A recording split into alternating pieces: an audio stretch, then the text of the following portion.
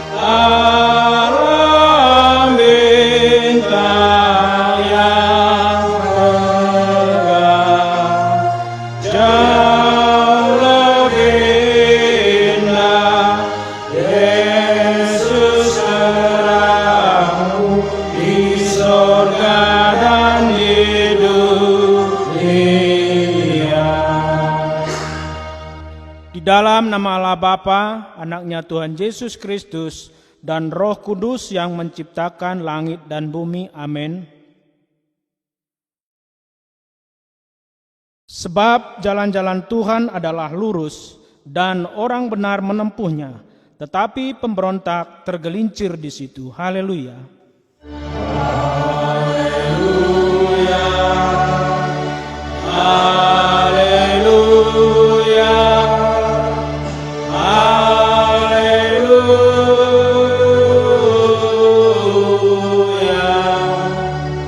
Marilah kita berdoa. Ya Tuhan Allah, pengasih dan yang benar, kami mengucapkan terima kasih kepadamu karena Engkau memberikan berita kesukaan untuk menerangi hati kami. Oleh karena itulah kami dapat mengenal Tuhan dan semua kehendak-Mu. Kami ingin melakukan kehendak-Mu selama hidup kami, dan Engkau hendak membuat hidup kami bahagia. Kuduskanlah hati kami dengan Roh-Mu, kuatkanlah kami melawan hawa nafsu dan keinginan dunia. Berilah sukacita bagi kami untuk melaksanakan kehendak-Mu. Oleh karena anak-Mu Yesus Kristus Tuhan kami. Amin. Jemaat dipersilakan duduk. Kita bernyanyi dari Kidung Jemaat nomor 40 ayat 1 sampai ayat 2. Oh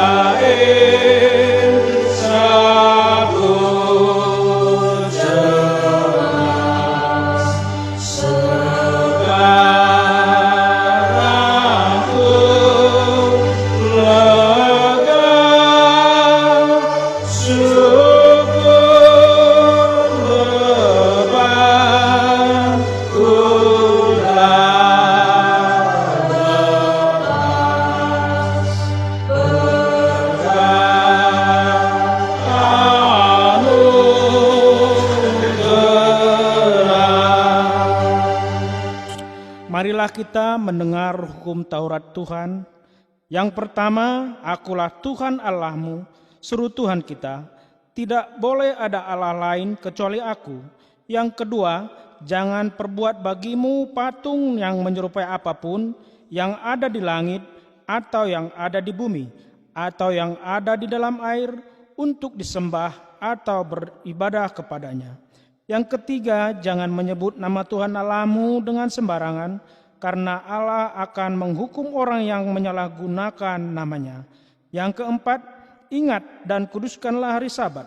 6 hari lamanya engkau bekerja dan melakukan segala pekerjaanmu, tetapi hari ketujuh adalah hari Sabat Tuhan Allahmu. Maka jangan melakukan sesuatu pekerjaan, engkau atau anakmu laki-laki, atau anakmu perempuan, atau hambamu laki-laki, atau hambamu perempuan, atau hewanmu, atau orang asing yang berada di tempat kediamanmu. Sebab 6 hari lamanya Tuhan menjadikan langit dan bumi, laut dan segala isinya, dan ia berhenti pada hari ketujuh. Itulah sebabnya Tuhan memberkati hari Sabat dan menguduskannya. Yang kelima, hormatilah ayahmu dan ibumu, supaya lanjut umurmu di tanah yang diberikan Tuhan Allah kepadamu. Yang keenam, jangan membunuh. Yang ketujuh, jangan berzina. Yang kedelapan, jangan mencuri. Yang kesembilan, jangan mengucapkan saksi dusta tentang sesamamu. Yang kesepuluh, jangan mengingini rumah sesamamu. Jangan mengingini istrinya, atau hambanya laki-laki, atau hambanya perempuan, atau lembunya, atau keledainya, atau apapun yang dimiliki sesamamu. Bagaimana firman Tuhan tentang ke-10 hukum itu? Aku, Tuhan Allahmu, adalah Allah yang cemburu, yang membalaskan kesalahan bapa terhadap anak-anaknya, kepada keturunannya yang ketiga dan keempat dari orang yang membenci aku. Tetapi aku menunjukkan kasih setia kepada beribu-ribu orang, yaitu mereka yang mengasihi aku dan berpegang pada perintah-perintahku. Marilah kita sama-sama memohon kekuatan dari Tuhan Allah. Ya Tuhan Allah, kuatkanlah kami melakukan yang sesuai dengan hukum-Mu. Amin. Kita bernyanyi dari Kidung Jemaat nomor 453 ayat 1.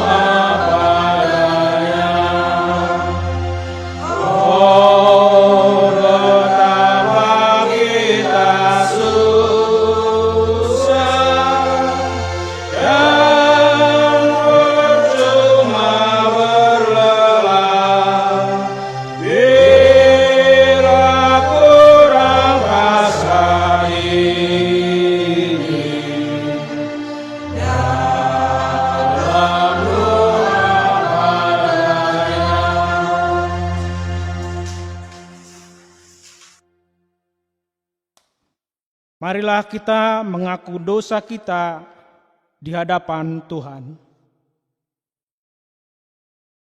Kita berdoa. Ya Tuhan Allah Bapa kami yang Maha Kuasa dan Pengasih, Engkau tidak berkenan akan kematian orang fasik, melainkan Tuhan berkenan kepada pertobatan orang fasik dari kelakuannya ke jalan yang benar, supaya ia hidup. Oleh sebab itu, kami memohon kepadamu, jauhkanlah kami dari segala murka dan hukum-Mu. Ampunilah dosa dan kejahatan kami, agar kami beroleh hidup di dalam kasih-Mu.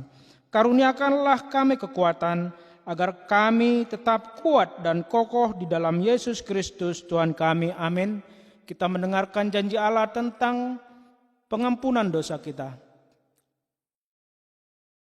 Karena begitu besar kasih Allah akan dunia ini, sehingga ia telah mengaruniakan anaknya yang tunggal, supaya setiap orang yang percaya kepadanya tidak binasa, melainkan beroleh hidup yang kekal.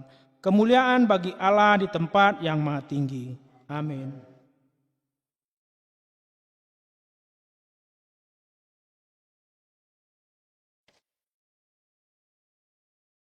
Kita bernyanyi dari Kidung Jemaat nomor 237 ayat 1.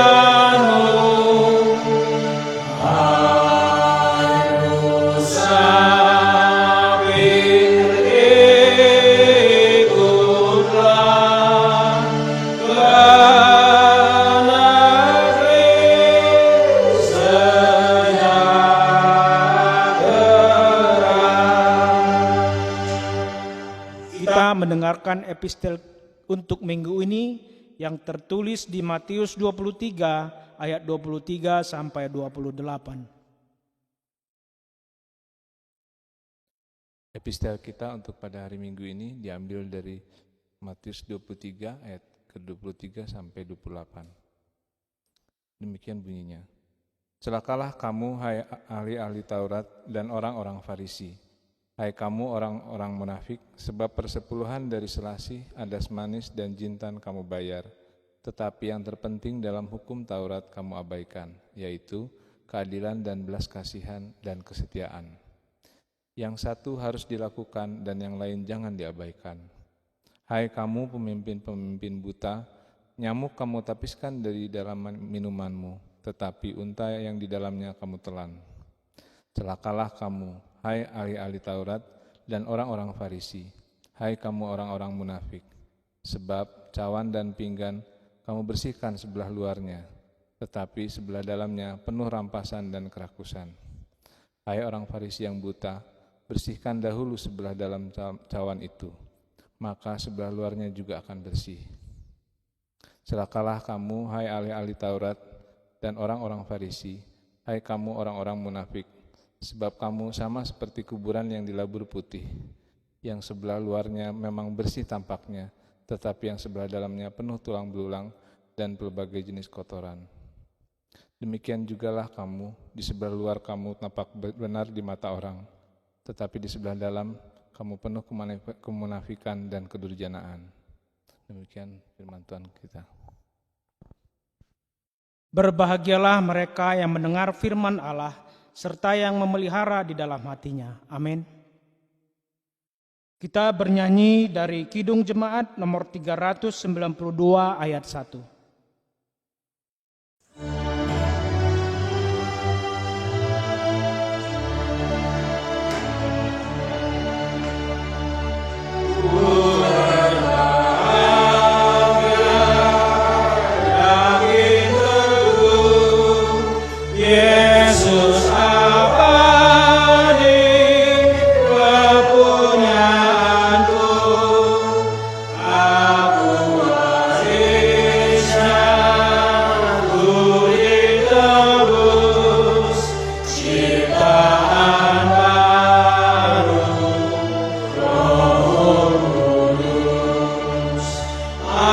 Aku bernyanyi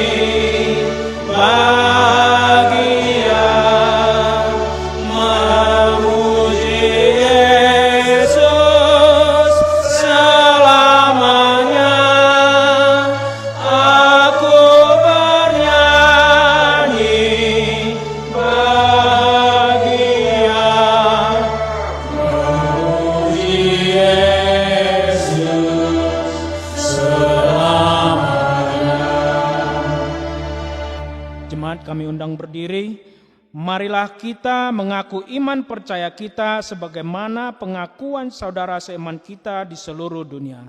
Kita bersama-sama mengucapkannya. Aku percaya kepada Allah, Bapa yang Maha Kuasa, Khalik langit dan bumi. Aku percaya kepada Yesus Kristus, Anaknya yang tunggal, Tuhan kita, yang dikandung daripada Roh Kudus, lahir dari anak darah Maria, yang menderita di bawah pemerintahan Pontius Pilatus, disalibkan, mati dan dikuburkan, turun ke dalam kerajaan maut, pada hari yang ketiga bangkit pula dari antara orang yang mati, naik ke surga, duduk di sebelah kanan Allah, Bapa yang Maha Kuasa. Dari sana akan datang kelak untuk menghakimi orang yang hidup dan yang mati. Aku percaya kepada Roh Kudus, adanya gereja yang kudus dan am, persekutuan orang kudus, pengampunan dosa, kebangkitan daging, dan hidup yang kekal. Amin. Jemaat persilakan duduk. Kita masuk dalam doa syafaat.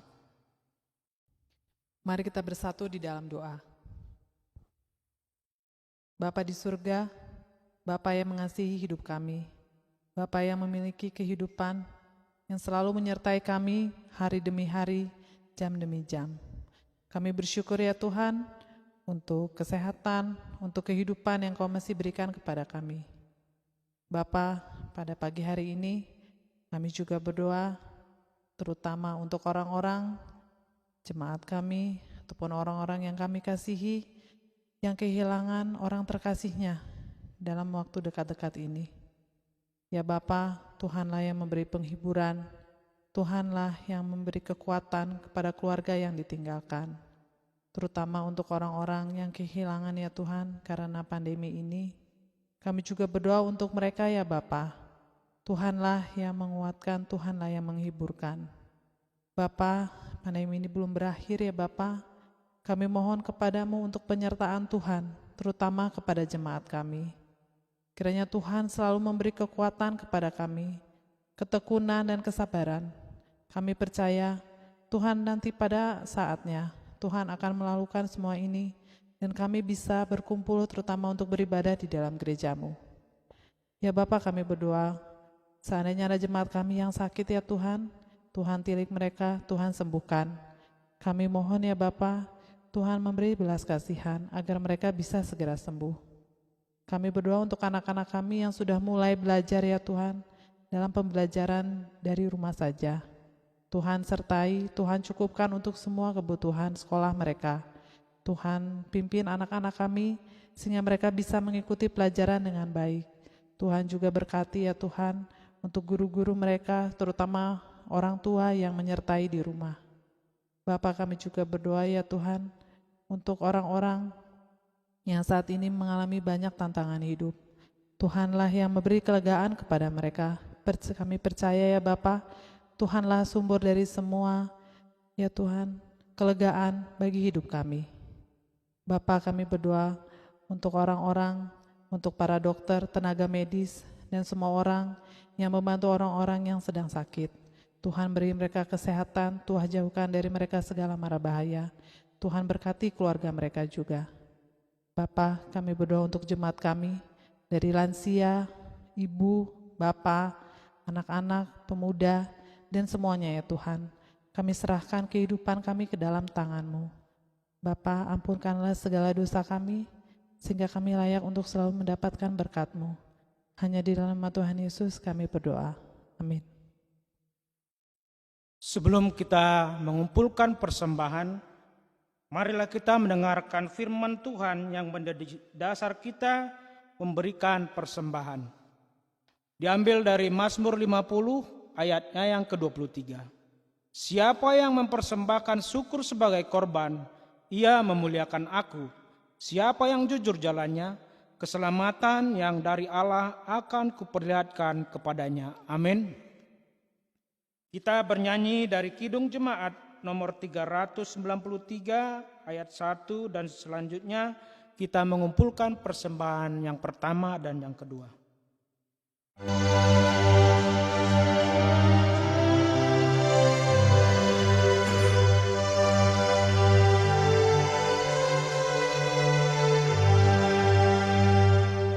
Tuhan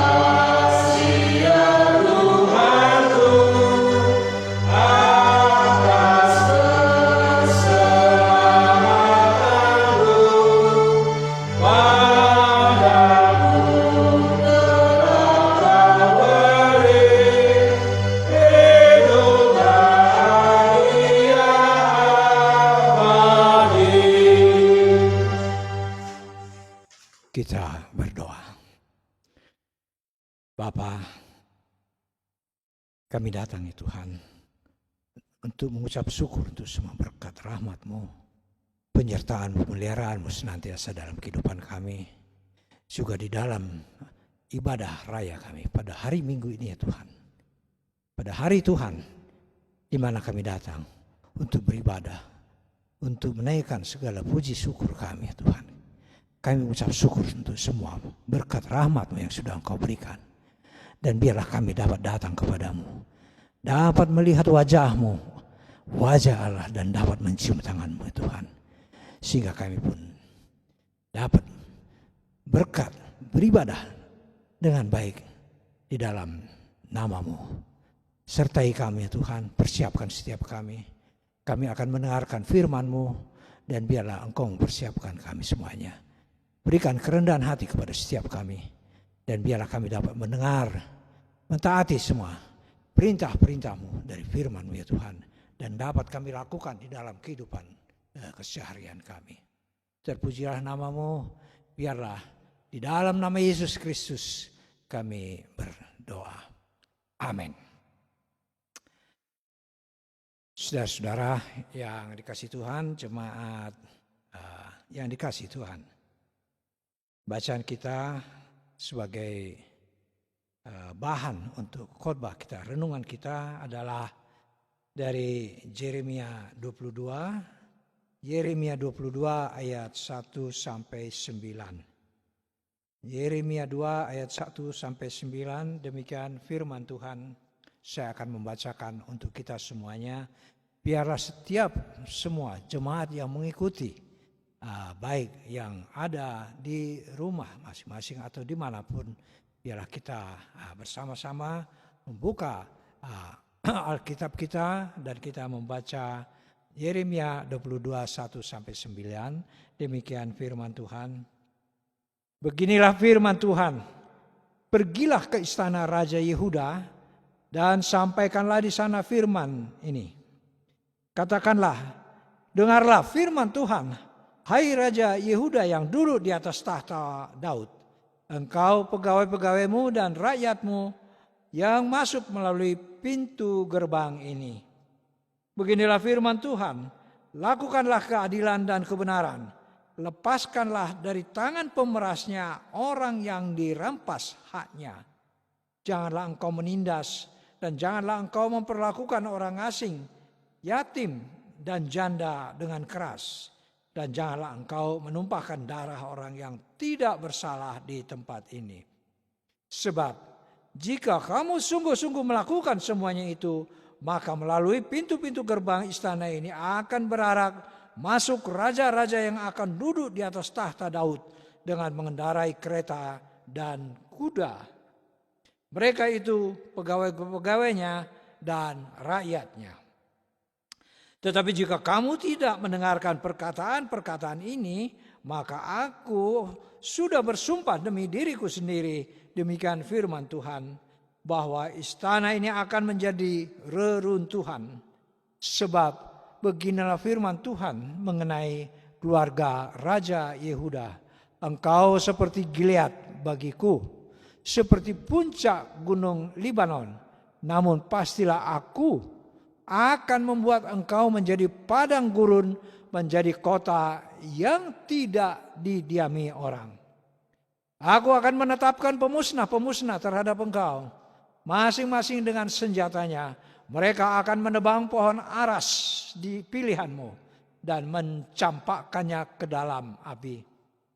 Dan apabila banyak bangsa melewati kota ini, maka mereka akan berkata seorang kepada yang lain, mengapakah Tuhan melakukan seperti itu kepada kota yang besar ini? Orang akan menjawab, oleh karena mereka telah melupakan perjanjian Tuhan, Allah mereka, dan telah sujud menyembah kepada Allah lain dan beribadah kepadanya. Demikian firman Tuhan. Berbahagialah orang yang mendengarkan firman Tuhan serta memelihara dalam hidupnya. Amin. Kita sambut dengan sebuah pujian.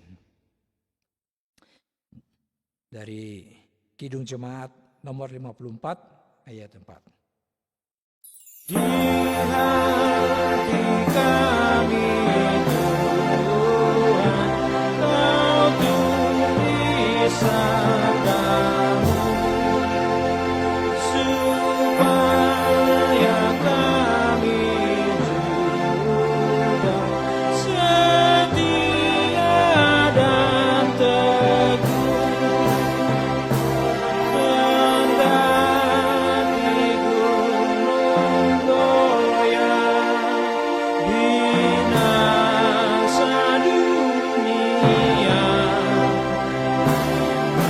tegaklah firman Allah selama-lamanya.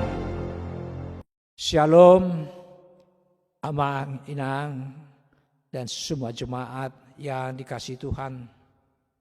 Kita kembali masih beribadah dengan Zoom atau dengan media ini, di mana kita masih belum dapat melakukan ibadah on-site, melakukan ibadah dengan bertatap muka. Tetapi biarlah kita seturut dengan firman Tuhan bahwa kita tetap beribadah di dalam roh dan kebenaran. Inilah yang kita tetap lakukan sampai sekarang ini. Kita tetap memegang janji-janji Tuhan. Kita memegang juga apa yang harus kita lakukan di dalam kehidupan kita, di dalam 1 minggu yang sudah kita lalui. Saudara-saudara yang dikasihi Tuhan, hari ini adalah minggu yang ke-10 setelah Trinitas, ya. Minggu ke-10 yang setelah Trinitas, dan sebagai topik kita adalah lakukanlah keadilan dan kebenaran. Lakukanlah keadilan dan kebenaran dalam bahasa Angkola. Karijohon ma hati goran dohot asintongan. Kita berdasar dari Yeremia 22 ayat 1 sampai 9. Saudara-saudara yang dikasihi Tuhan, hal ini sungguh sangat tepat sekali di dalam keadaan kita pada sekarang ini, di mana kita mengalami kesulitan-kesulitan di dalam kehidupan kita, baik kehidupan bernegara, baik kehidupan di dalam kerohanian kita, dalam keseharian kita, apalagi sekarang ini kita berada masih di bawah tekanan, ketakutan, kekhawatiran kepada semua bahaya daripada sampar atau penyakit COVID-19 yang masih di daerah kita, di kota Bandung ini, kalau tidak salah masih masuk zona merah. Saudara-saudara, kalau masuk zona merah berarti korban daripada COVID-19 masih tinggi di kota Bandung terutama.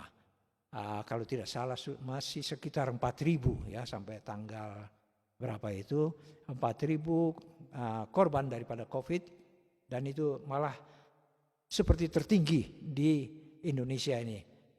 Jakarta sudah turun dia sekitar 3.000. Saudara-saudara yang dikasihi Tuhan, namun apapun yang terjadi di sekitar kita, apapun yang menjadi pergumulan kita, yang menjadi hal yang bisa menghambat kita, kita tetap teguh, kita tetap taat, kita tetap bersandar kepada Yesus Kristus.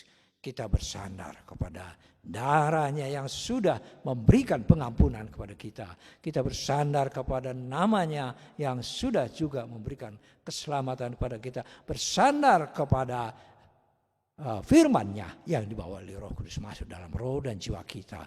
Sehingga kita pun penuh dengan kepenuhan Kristus di dalam roh dan jiwa kita.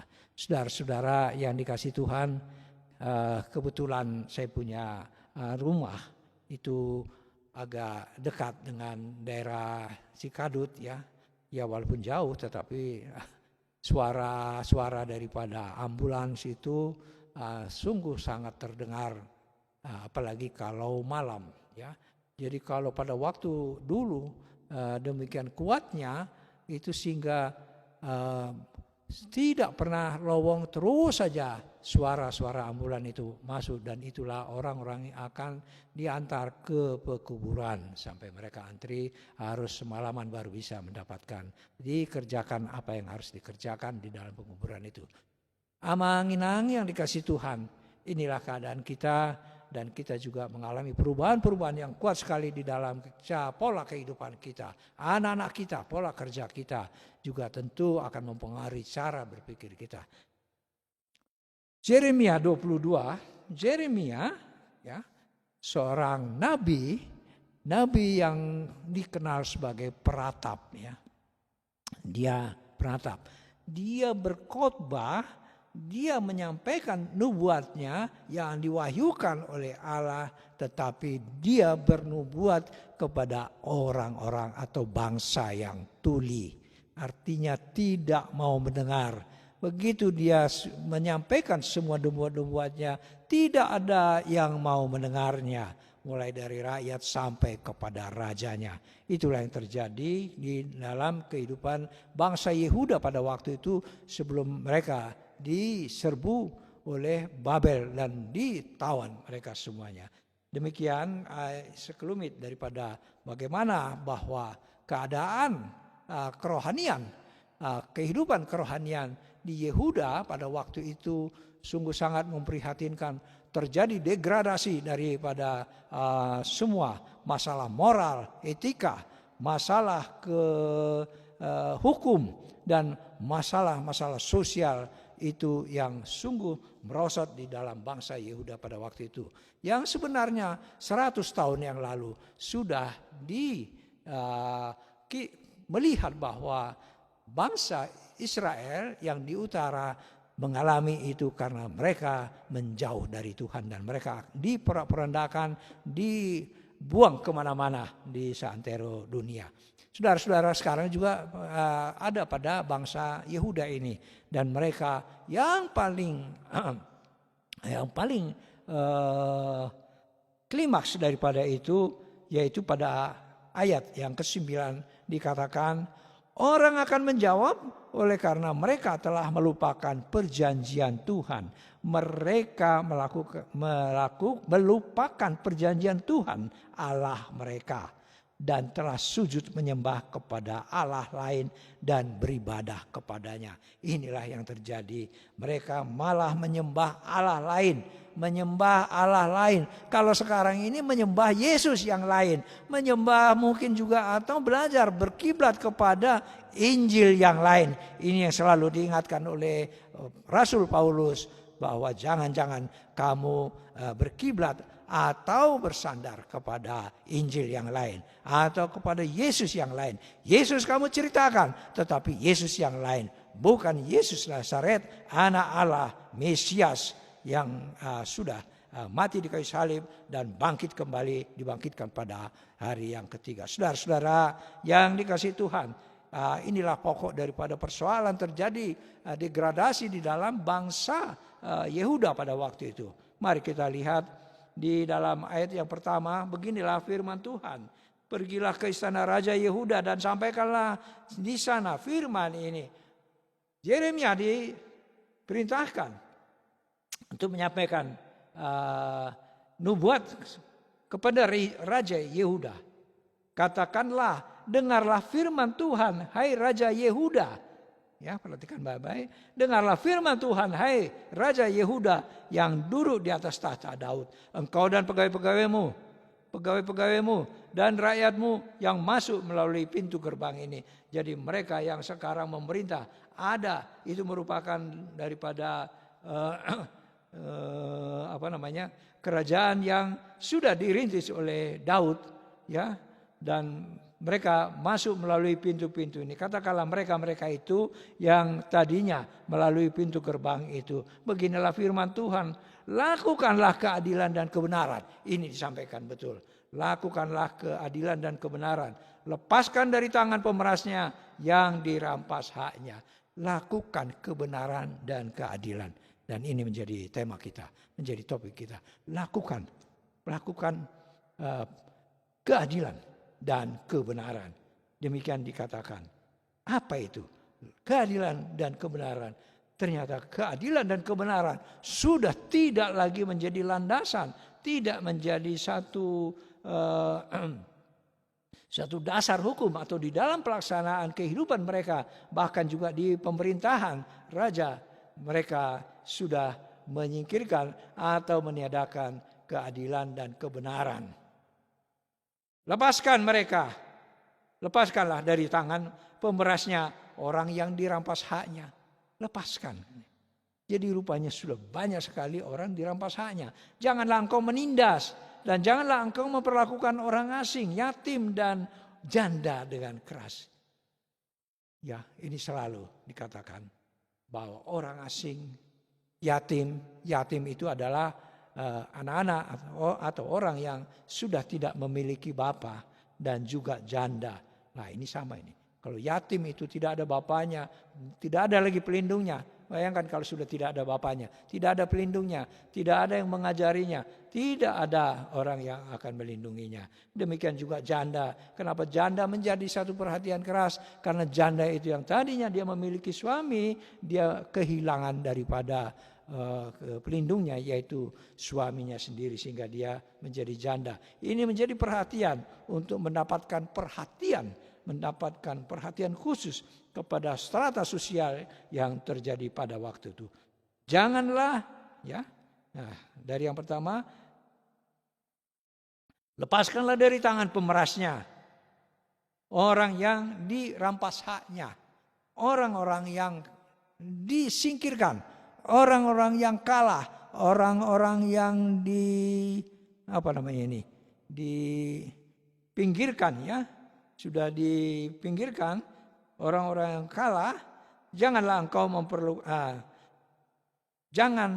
engkau menindas dan janganlah engkau memperlakukan, ya. Jangan menindas orang-orang itu. Kemudian juga jangan memperlakukan orang asing, yatim dan janda dengan keras. Berarti mereka perlu mendapatkan perhatian untuk perlindungan. Dan janganlah engkau menumpahkan darah orang yang tidak bersalah di tempat ini. Jangan menumpahkan darah di dalam kepada orang-orang yang tidak bersalah di tempat ini. Sebab jika kamu sungguh melakukan semuanya itu, maka melalui pintu-pintu gerbang istana ini akan berharap masuk raja-raja yang akan duduk di atas tahta Daud dengan mengendarai kereta dan kuda-kuda mereka itu, pegawai-pegawainya dan rakyatnya. Jika kamu sungguh-sungguh melakukan. Perhatikan di dalam ayat yang keempat, dan bahwa jika kamu sungguh-sungguh melakukan keadilan dan kebenaran, tadi sudah dikatakan di ayat 3, dan juga tidak menindas, tidak atau merampas haknya orang-orang, dan tidak memperlakukan orang semena-mena, tidak menindas, dan engkau juga memperlakukan orang asing dan yatim dan janda dengan tidak keras, mereka melindungi, maka melalui pintu-pintu gerbang istana ini akan berarak masuk raja-raja yang akan duduk di atas tahta Daud dengan mengendarai kereta dan kuda-kuda mereka, pegawai-pegawainya dan rakyatnya. Mereka akan maju dan mereka akan berjaya. Ya, kalau dikatakan mereka akan masuk melalui tahta Daud, di atas tahta Daud, dan mereka dengan mengendarai kereta dan kuda, inilah lambang daripada kekuatan tentara mereka. Ini akan terjadi pada orang-orang atau pada raja yang mau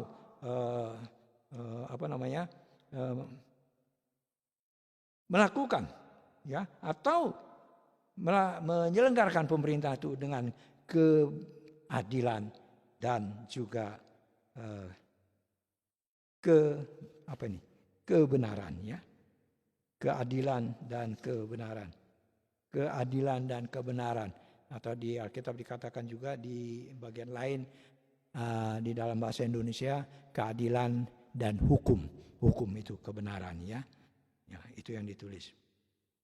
Tetapi jika kamu tidak mendengarkan perkataan ini, nah ini ditekankan antagonis yang berbeda dengan yang tadi yang menurut, tapi sekarang tidak. Jika kamu tidak mendengarkan perkataan-perkataan ini, maka aku sudah bersumpah demi diriku sendiri Demikianlah firman Tuhan, bahwa istana ini akan menjadi reruntuhan. Istana ini akan menjadi reruntuhan. Jika kamu tidak melakukan apa yang dikatakan pada ayat 3 tadi, bahwa lakukan keadilan dan kebenaran, dan kamu melakukan penekanan, melakukan hal-hal yang tidak melindungi orang-orang yang harusnya dilindungi, baik yatim maupun janda, dan juga orang-orang asing, bahkan menindas mereka, itu mereka akan mendapatkan balasan daripada Tuhan. Istana ini akan menjadi reruntuhan. Demikian dikatakan firman Tuhan. Sebab beginilah firman Tuhan mengenai keluarga Raja Yehuda. Engkau seperti Gilead bagiku, seperti puncak gunung Libanon.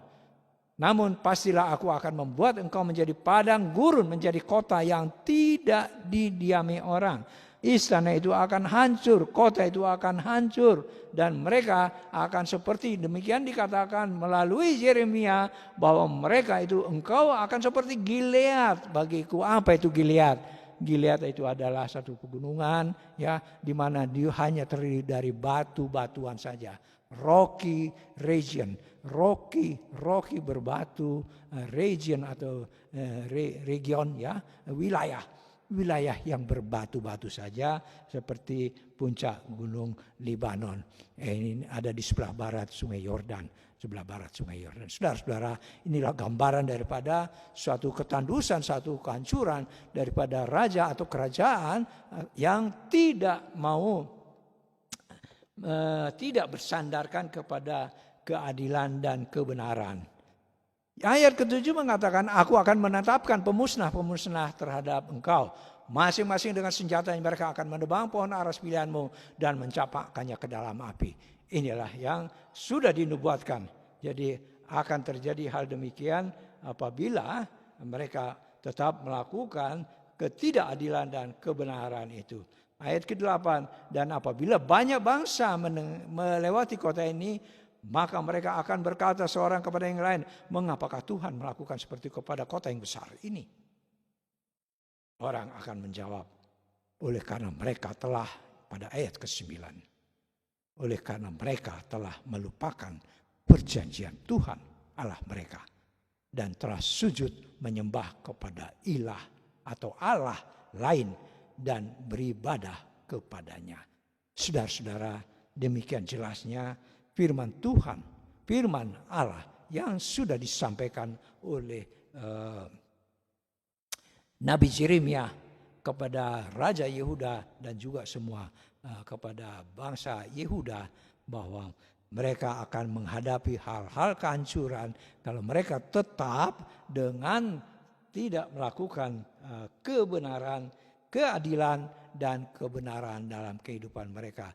Itu artinya kita sudah sedemikian merosotnya bangsa Yehuda, bahkan yang terakhir dikatakan orang asing kalau lewat mereka akan mengatakan mereka telah melupakan perjanjian Tuhan, Allah mereka telah sujud menyembah kepada Allah lain dan beribadah kepadanya. Inilah yang sudah tidak ada lagi ampun, sudah mencapai klimaksnya. Mereka beribadah kepada Allah lain. Berarti dia membelakangi, melawan, tidak lagi mengindahkan daripada perjanjian Tuhan, bahwa Tuhan akan menyertai mereka kalau mereka tetap turut di dalam apa yang diperintahkan, aturan-aturan ketetapan yang sudah ditetapkan oleh Tuhan. Tapi jika tidak, mereka akan mengalami kehancuran ini. Saudara-saudara, apa akar daripada ini?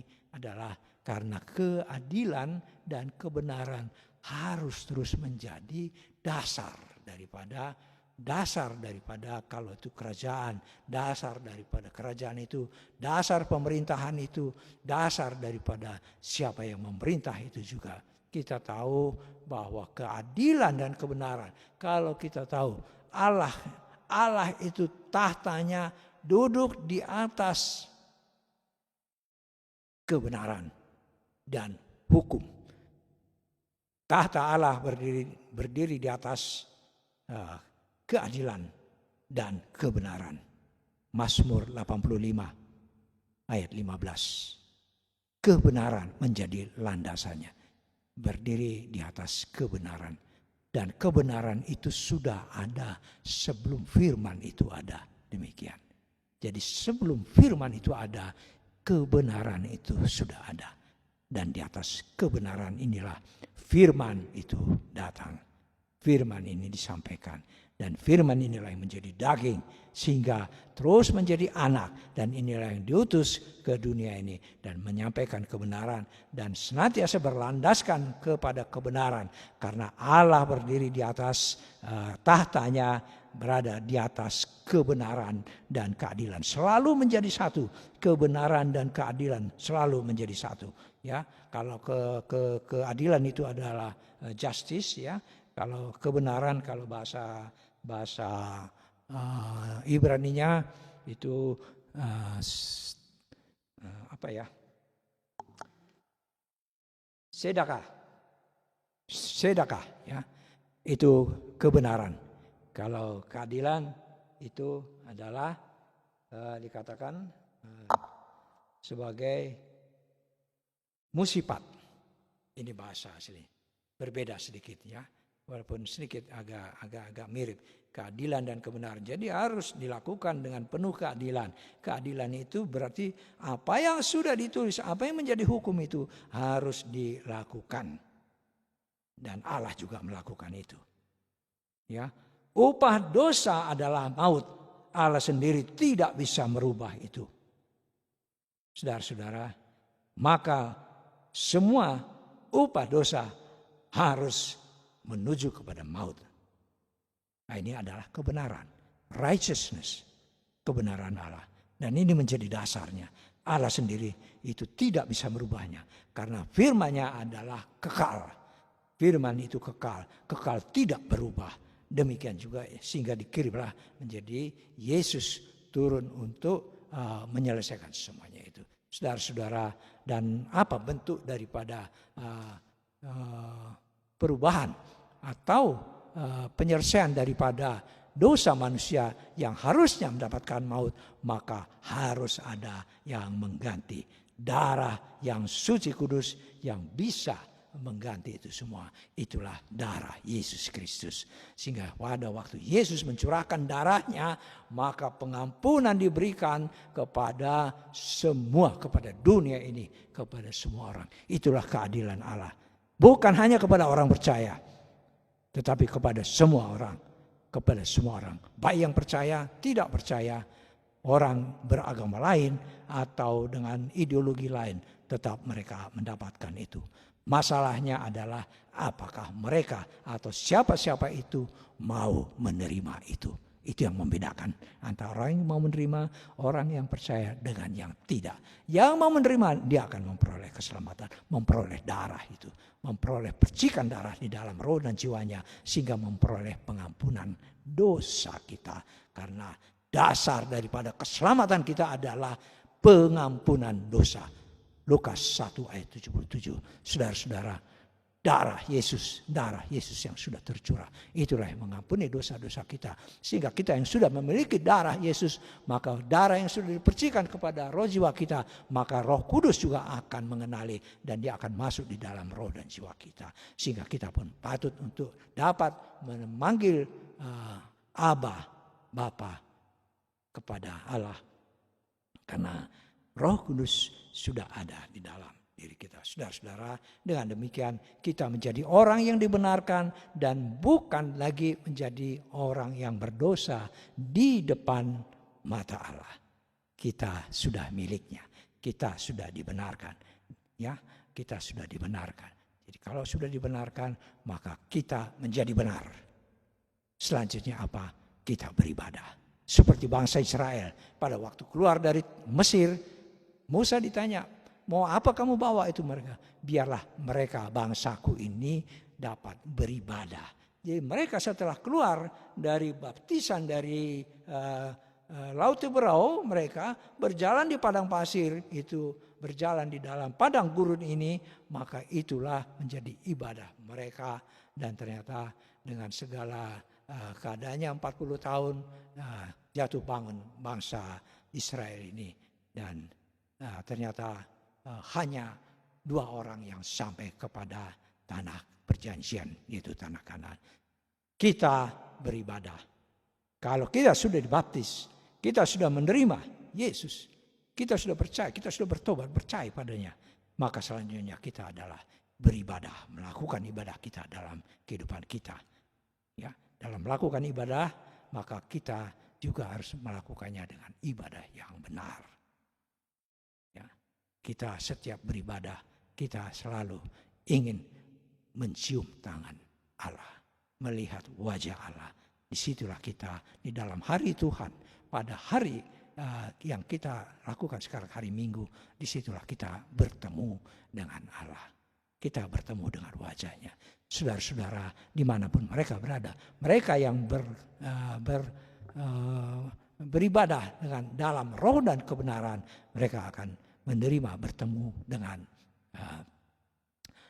dengan wajah Allah, dan kita dapat datang kepadanya dan mencium tangannya.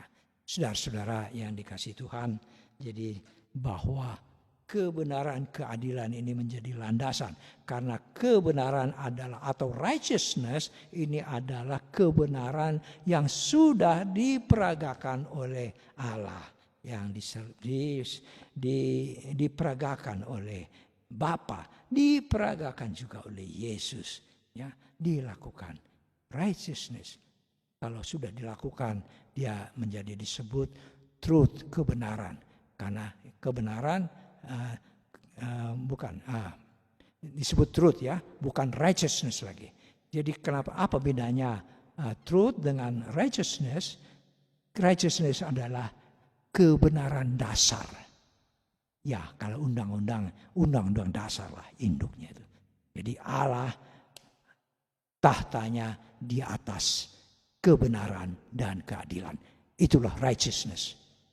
Ya, ada pada Mazmur 89 ayat 15. Nah, kebenaran inilah selalu yang menjadi landasannya, dan inilah yang terus diberikan, dinyatakan di dalam seluruh kehidupan ini. Saudara-saudara, kita melihat bahwa apa yang menjadi hal-hal yang menyebabkan terjadi kemerosotan kepada bangsa Yehuda ini, seperti dikatakan tadi, bahwa di dalam ayat keempat, ayat ketiga, ya, demikian, lakukanlah keadilan dan kebenaran, lepaskan dari tangan pemerasnya orang-orang yang dirampas haknya.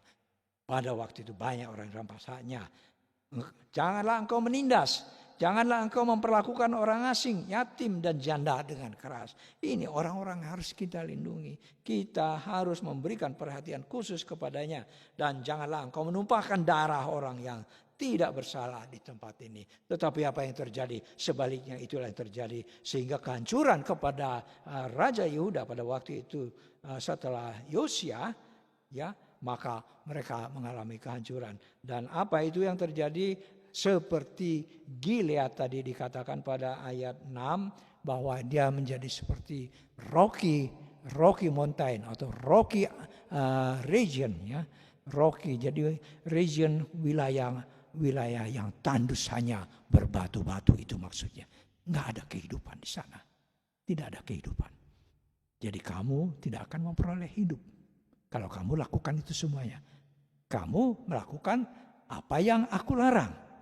Nah, ini yang dikatakan. Ya, saudara-saudara, inilah ancaman ini, dan ini sangat tidak populer. Yeremia harus menyampaikan satu teguran keras, nubuat yang keras kepada Raja Yehuda dan juga kepada orang-orang pada saat itu, bangsa Yehuda, untuk mereka bertobat, mereka kembali. Karena kalau nggak hancur, kita hancur, kata kota ini. Nah, tetapi tidak, kita tahu bahwa tidak ada seorang pun mendengarnya. Maka dikatakan Yeremia adalah nabi meratap. Dia bernubuat, tapi tidak ada orang mau mendengarnya. Bayangkan itu. Kita menasihati, kita menyampaikan kebenaran, tetapi tidak mau orang mendengarnya. Bahkan diejek, dicemooh, tidak didengarkan. Inilah yang terjadi pada saat itu. Ya, sehingga Tuhan juga menetapkan pemusnah-pemusnah yang akan memusnahkan daripada terhadap engkau, ya, kepada orang-orang Yehuda. Ya, mereka akan menebang pohon arasmu, pilihanmu, dan mencampakkan dalam api. Dan apa sebabnya akar daripada itu semuanya? Karena mereka sudah melupakan perjanjian Tuhan. Melupakan perjanjian Tuhan Allah mereka dan telah sujud menyembah kepada Allah lain dan beribadah kepadanya. Saudara-saudara, ayat kunci kepada yang ayat ke-9. Puncak daripada kehancuran, daripada pembangkangan, daripada ketidaktaatan, pemberontakan bangsa Yehuda terhadap Allah pada saat itu. Dan apa yang sudah ditentukan, yang sudah disumpahkan oleh Allah demi dirinya sendiri terjadilah pada mereka. Maka dipakailah bangsa Babel untuk menghancurkan Yerusalem, bahkan bait Allah, dan mereka semuanya ditawan semuanya selama 70 tahun. Baru setelah 70 tahun maka mulailah ada pemulihan kembali mulai dengan kembalinya Ezra, Nehemia, terus diikuti terus ke belakang sehingga mereka pun dapat kembali ke Yerusalem. Nehemia diberi kesempatan untuk kembali, untuk dia dapat membuat bangun benteng kota daripada Yerusalem. Saudara-saudara, bahwa dikatakan, kalau kamu mengikuti perintahku, kamu melakukan keadilan dan kebenaran, kamu akan selamat. Bukankah kita juga demikian sekarang ini? Bukankah ada di sekitar kita? Sungguh sangat memprihatinkan. Hukum menjadi hal yang gampang sekali dikocar-kacirkan, diaduk-aduk. Hukum menjadi bisa dibeli. Inilah yang terjadi sekitar kita sekarang ini. Jadi kebenaran, keadilan tidak ada di sana. Ya, saya melayani di dalam penjara di kota Bandung ini. Semua penjara. Hampir 20 tahun saya. Saya melihat nyaris tidak ada seorang pun setelah keluar mereka bertobat. Saudara-saudara, ini menyedihkan. Tetap kembali seperti pola lama, kehidupan lamanya. Keadilan dan kebenaran tidak ditegakkan. Simpati kepada orang-orang yang tersingkirkan, terpinggirkan. Ya, orang yang lemah, orang asing, yatim, janda, tidak ada yang memikirkannya. Akhirnya Tuhan menghukum kota itu, menghukum bangsa itu. Kita melihat sekarang. Kita melihat. Yesus sudah menyatakan di dalam, kalau kita melihat di dalam Sibasaun dari Matius 23 ayat 23 ya sampai 28, di mana di sana dinyatakan, kita lihat sebentar ya, Matius 23 ayat 23. Silakan saudara-saudara melihat Alkitab masing-masing. 23 ayat 3 dikatakan, celakalah kamu. Ada berapa kali ini celakalah, selalu itu dikatakan. Celakalah kamu ahli-ahli Taurat dan orang Farisi, kamu orang yang munafik. 23, sebab perpuluhan daripada selasa ke adas manis jintan kamu bayar, tetapi yang terpenting dari dalam hukum Taurat kamu abaikan. Jadi pilih-pilih. Apa itu? Yaitu keadilan, belas kasihan, dan kesetiaan. Ini kamu tidak lakukan. Ini diingatkan ya dalam Matius 23. Yang satu harus dilakukan dan yang lain jangan diabaikan. Jadi kita tidak pilih-pilih mana yang menyenangkan, ayat yang menyenangkan, firman Tuhan yang menyenangkan. Itu kita puji-puji, kita ucapkan. kita lakukan. Tetapi yang tidak menyenangkan itu disingkirkan, pura-pura nggak tahu atau dilewat. Sehingga orang tidak mengerti bahwa sebenarnya banyak ayat yang menyatakan untuk membatasi, menyatakan orang. Tetapi dia tidak memperhatikan itu. Contohnya lagi kita lihat Yohanes 3 ayat 16 bahwa karena demikian besar kasih Allah akan dunia ini, maka diberikannya anak yang tunggal. Dan seterusnya. Sehingga barang siapa yang percaya kepadanya, dia tidak binasa, tetapi memperoleh hidup yang kekal. Orang selesai di situ. Orang selesai. Jadi dia sudah, aku percaya. Tuhan baik sekali pada saya. Padahal ayat 36 mengingatkan. Ya, ayat 36 mengingatkan. Barang siapa yang percaya, dia akan memperoleh hidup. Tetapi barang siapa yang tidak taat, saudara-saudara, firman Tuhan jangan kita pilih-pilih. Maka tubuh Kristus pun pada waktu mau diturunkan, dia tidak dipotong-potong anggota badannya, kakinya, supaya cepat mati. Dia sudah meninggal, sudah mati pada saat itu, sebelum dipotong. Firman Tuhan, tubuh Kristus adalah terdiri dari firman, tidak boleh dipotong-potong. Tidak boleh dia ambil, dicomot satu bagian. Satu itu yang kita pegang-pegang, itu yang dikhotbahkan, terus menyenangkan orang. Tetapi yang lainnya dia singkirkan. Itu sama dengan memotong-motong tubuh Kristus. Saudara-saudara, mohon ini agak kita perhatikan semuanya. Sehingga tubuh Kristus memang tidak boleh dipotong-potong. Karena apa? Tubuh Kristus terdiri dari firman. Ya, terdiri dari firman. Saudara-saudara, dikatakan tadi bahwa ada milih-milih kamu. Jangan kamu lakukan itu. Yang satu harus dilakukan, yang lain jangan diabaikan. Demikian. Ayat 24. Hai kamu pemimpin-pemimpin buta, nyamuk kamu tapiskan dari dalam minumanmu, tetapi unta yang di dalamnya kamu telan. Nah, ini. Celakalah kamu, hai ahli-ahli Taurat dan orang-orang Farisi. Hai kamu orang-orang munafik. Ya. Orang munafik itu orang apa? Orang yang pura-pura. Bukan ya. Orang munafik adalah melakukan acting by, melakukan satu tokoh atau satu pribadi yang itu bukan dia sebenarnya. Ya, biasa di film itu. Dia melakukan peran yang bukan dia sebenarnya. Itulah orang hipokrit. Orang yang munafik. Jadi dia bukan yang sebenarnya. Itu yang dilakukan. Orang Farisi apa itu? Apa tadi dikatakan orang Farisi? Orang Farisi adalah orang yang sudah dikuduskan, sudah dipisahkan. Jadi hebat sebenarnya orang Farisi ini. Kalau ahli Taurat, ahli Taurat. Kalau orang Farisi adalah orang yang sudah dipisahkan. Ini kita harus tahu. Orang yang sudah dipisahkan, dibedakan, sudah dikuduskan. Nah inilah malah menjadi malapetaka. Saudara-saudara, hai orang Farisi yang buta, di sini diingatkan, bersihkanlah dulu sebelah dalam cawan itu, maka sebelah luarnya akan bersih. Jadi dia mencoba menutupi yang luarnya. Luarnya dipoles-poles, diperbaiki, tapi dari dalamnya tetap busuk. Inilah yang diingatkan. Bersihkanlah dulu sebelah dalamnya, maka sebelah luarnya juga akan bersih. Ya. Yang dari luar tidak bisa membersihkan yang di dalam. Ingat itu. Yang dari dalam yang bisa membersihkan yang di luar.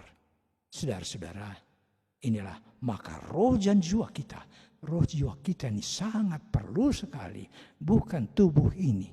Tubuh tidak bisa mengubah roh jiwa kita. Tapi roh jiwa kita bisa mengubah tubuh kita. Demikian saudara-saudara. Sehingga di sana dikatakan, hai kamu orang munafik, kamu seperti kuburan yang dilabur putih. Ayat 27 ya. Dan kita masih di Matius tadi, Matius 23. Kamu seperti kuburan yang dilabur putih. Yang sebelah luarnya memang bersih tampaknya. Tapi yang sebelah dalamnya penuh tulang belulang. Dan berbagai jenis kotoran. Ya. Demikianlah juga kamu di sebelah luar. Kamu tampaknya. Perhatikan kata-kata ini. Tampaknya benar di mata orang. Luarnya berakting. Ya. tampaknya seperti yang benar, seperti yang saleh, seperti yang kalau orang Surabaya bilang itu yang yeso katanya, yang paling ya, orang yang saleh, padahal sebelah dalamnya penuh kemunafikan dan kedurjanaan. Ini sungguh diingatkan sekali di dalam ayat di dalam Matius. Firman Tuhan mengingatkan kita kepada orang-orang kelakuan atau tampilan daripada orang Farisi pada waktu dan ahli-ahli Taurat di dalam mereka, di dalam menjalankan kehidupan kerohanian mereka. Saudara-saudara, mereka adalah seperti kuburan yang dilabur bersih putih di bagian luarnya. Tetapi setelah kita tahu di dalamnya ternyata terdiri dari tulang belulang dan segala macam yang busuk di sana. Maukah kita seperti itu? Bersihkan yang di dalam. Bagaimana membersihkan ini? Kita hanya dapat membersihkan itu semuanya hanya bersandar kepada kasih karunia yang sudah diberikan oleh Yesus melalui darahnya yang sudah membersihkan, mengampuni semua dosa-dosa kita. Ini baru kita bisa hidup dengan hidup yang dari sorga. Ya. Saudara-saudara yang dikasih Tuhan, ini yang harus kita terus ingat, kita perbaiki, kita lakukan. Jangan kita menjadi orang-orang yang munafik, orang-orang hipokrit, seperti di sini dicontohkan adalah yang dilakukan oleh orang-orang Farisi dan ahli Taurat pada waktu itu. Padahal aslinya Farisi itu berarti orang-orang yang kudus, orang yang dipisahkan. Berarti sebenarnya mereka orang saleh, tetapi ternyata salehnya di luar saja. Nah itu tadi seperti kuburan dilabur putih, seperti pinggan atau cawan, hanya luarnya yang dibersih, tapi dalamnya tidak. Ini saudara-saudara, maka marilah kita kembali untuk mengingat bahwa kita tidak seperti itu. Lakukanlah keadilan dan kebenaran. Sebab kebenaran merupakan tumpuan daripada keadilan dan kebenaran merupakan tumpuan daripada tahta Allah, di mana itu dikatakan di dalam Mazmur 85 ayat 15. Ya.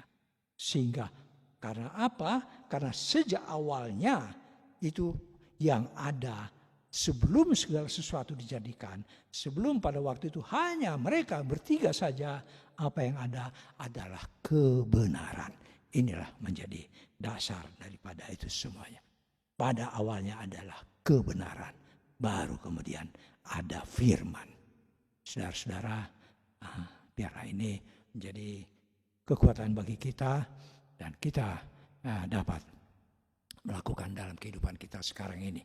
Kalau kita mengalami kehancuran, kalau kita mengalami kesulitan, kalau mengalami kesusahan seperti sekarang ini, marilah kita melihat kembali. Marilah kita kembali melihat apakah kita masih seperti manusia lama kita. Apakah kita membelakangi perintah-perintah Tuhan, tidak mentaatinya. Mari, saudara-saudara, kita kembali bersandar kepada Yesus, bersandar pada darahnya, bersandar pada namanya, firman-Nya. Itu menjadi kekuatan kita untuk kita menjadi manusia yang baru, hidup baru yang berasal dari surga. Dan kita akan dapat terhindar dari segala hal-hal yang penyakit atau segala macam yang dapat membahayakan kita. Dikatakan pada Ulangan, mudah-mudahan benar, Ulangan 23 ayat 25. Maka makanan kita juga, roti yang kita makan akan dijauhkan dari segala sakit penyakit. Saudara-saudara, inilah menjadi renungan kita untuk minggu ini. Tuhan memberkati. Biarlah senantiasa saudara-saudara kita semuanya dalam perlindungan di dalam tangan Tuhan Yesus Kristus yang senantiasa memelihara menyertai kita. Amin. Amin, amin, amin. Kami sungguh yakin dan padamu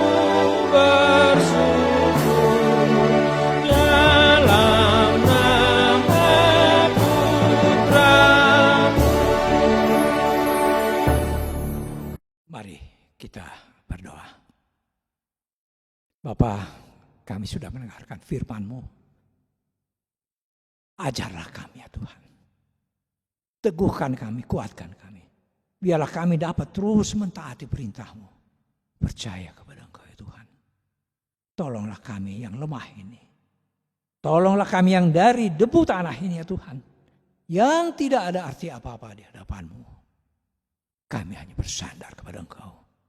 Bersandar pada darah-Mu Yesus Kristus. Bersandar pada nama-Mu dan firman-Mu. Tolonglah kami ya Tuhan. Tolonglah jemaat kami semuanya. Tolonglah saudara-saudara kami yang bersama-sama dengan kami. Jauhkan kami dari segala hal yang dapat menyebabkan kami jatuh ya Tuhan. Di dalam 1 minggu ini, di mana kami semuanya, saudara-saudara kami sudah berjuang ya Tuhan. Untuk mempertahankan imannya. Dan dari segala pencobaan dari iblis. Biarlah Tuhan kami mengucap syukur untuk semua penyertaan-Mu. Sehingga mereka pun dapat teguh, dapat menang di dalam pencobaan iblis. Dan bahkan di dalam 1 minggu ke depan, mereka dapat tetap teguh dan berjalan di dalam Engkau Yesus Kristus bersama-Mu. Sehingga mereka tidak jatuh imannya di dalam perjalanan kehidupannya dan juga pelayanannya.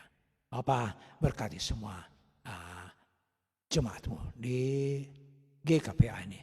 Berkati semua majelis-Mu, berkati juga semua sintua, pendeta ya Tuhan.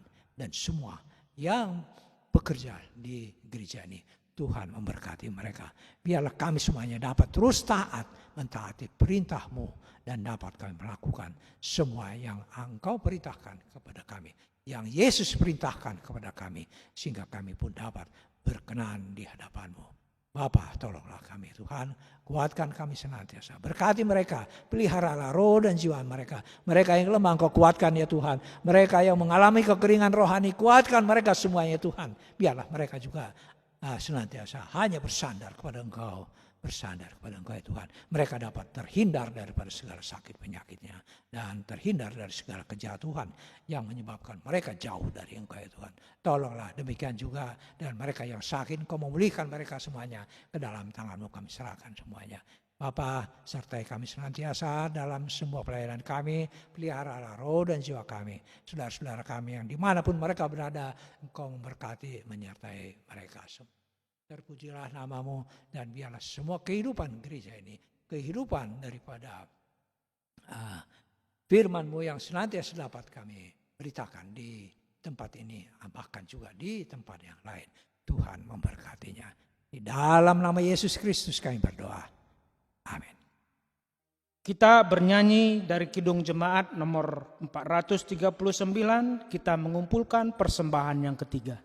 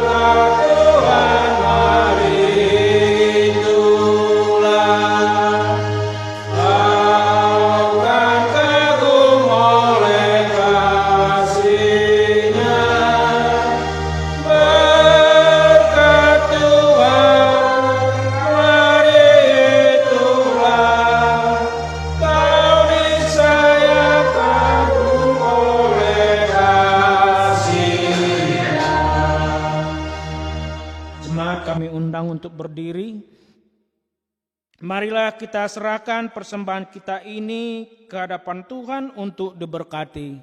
Marilah kita berdoa.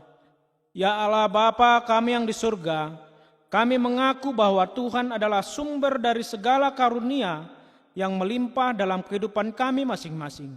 Sebagian daripada karunia itu kami serahkan kembali sebagai persembahan kepada Tuhan. Terimalah dan berkatilah persembahan umat-Mu ini, agar dapat kami pergunakan untuk pekerjaan dan pelayanan kerajaan Tuhan di dunia ini. Bukalah hati kami untuk mengenal betapa banyak berkat dan karunia yang kami peroleh dari Tuhan, supaya kami senantiasa bersyukur kepadamu di dalam nama Yesus Kristus Tuhan kami. Amin. Padamu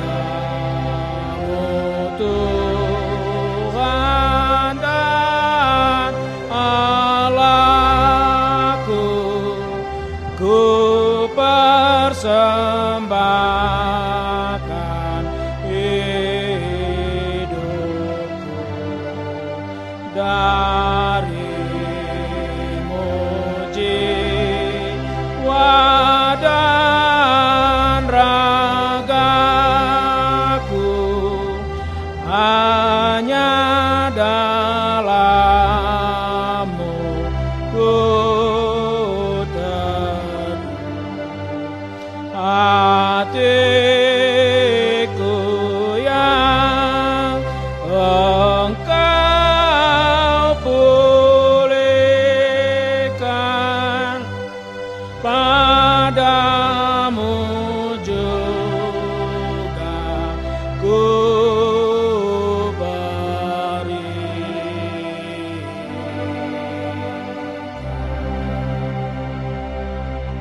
Bapa kami yang di surga, dikuduskanlah namamu, datanglah kerajaanmu, jadilah kehendak-Mu di bumi seperti di surga.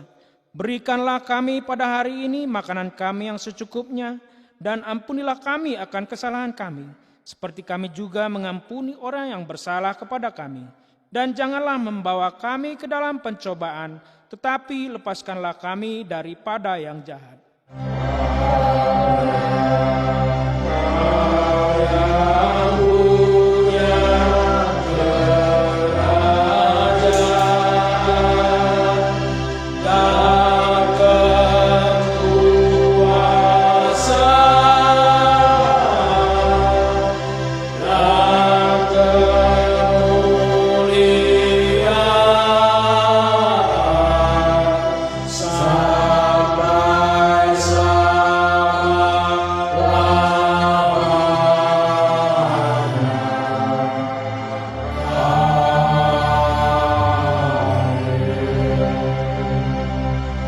Marilah kita terima berkat dari Tuhan. Tuhan memberkati kita dan melindungi kita. Tuhan menyinari kita dengan wajah-Nya dan memberi kita kasih karunia. Tuhan menghadapkan wajah-Nya kepada kita dan memberi kita damai sejahtera. Amin. Amin. Amin.